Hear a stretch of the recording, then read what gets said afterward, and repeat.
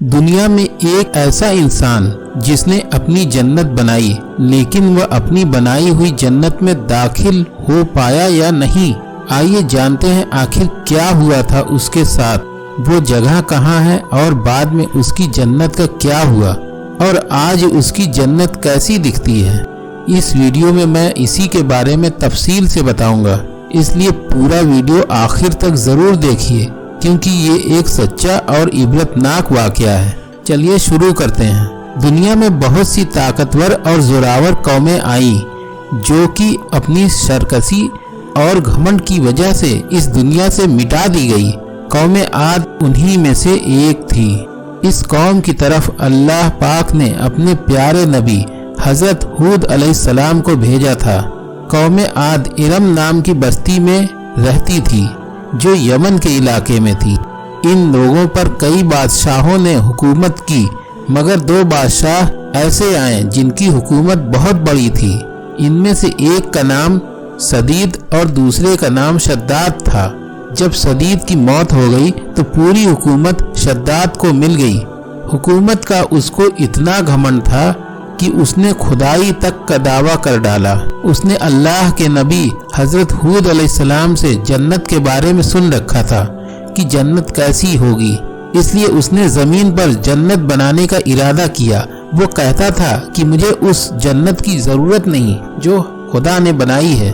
उसने पूरी दुनिया के हुनरमंदों को बुलाया और उसने तमाम हुक्मरानों और सरदारों को हुक्म दिया कि सोने चांदी की ईंटें बनाकर भेजो और एक शहर 10 कोस चौड़ा और 10 कोस लंबा बनाने का हुक्म दिया।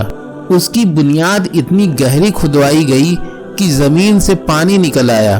जब बुनियादें भरकर जमीन के बराबर हो गई तो उन पर सोने चांदी की ईंटों की दीवार बनाई गई। जब सूरज निकलता तो उसकी चमक से दीवारों पर निगाह नहीं ठहरती थी। शहर के अंदर 1000 महल तामीर किए गए। उसके बाद शहर के दरमिया में एक नहर बनवाई गई और हर महल में उस नहर से छोटी छोटी नहरें लाई गई और हर महल में हौज और फव्वारे बनाए गए। सारे शहर में रेशम की कालीन बिछा दी गई। दोस्तों, रिवायतों में आता है इस जन्नत को बनाने में 300 साल लगे और शद्दाद की उम्र 900 साल के करीब थी। इस शहर के मुकम्मल होने के बाद वो अपने लाओ लश्कर के साथ बहुत ही तकब्बुर वाले अंदाज में शहर की तरफ रवाना हुआ। जब वो शहर के करीब पहुंचा तो तमाम शहर वाले उसके इस्तकबाल के लिए शहर के दरवाजे से बाहर आ गए। अभी उसने घोड़े की रकाब से पैर निकालकर दरवाजे की चौखट पर रखा ही था कि उसने एक अजनबी शख्स को अपने करीब खड़ा देखा। उसने पूछा, तू कौन है? उस शख्स ने कहा, मैं मलिकुल मौत हूँ। शद्दाद ने पूछा, तुम क्यों यहाँ आए हो? इस पर मलिकुल मौत ने कहा, तेरी जान निकालने। इस पर शद्दाद ने कहा, मुझे इतनी मोहलत दे दो कि मैं अपनी बनवाई हुई जन्नत को देख लूं। जवाब मिला नहीं।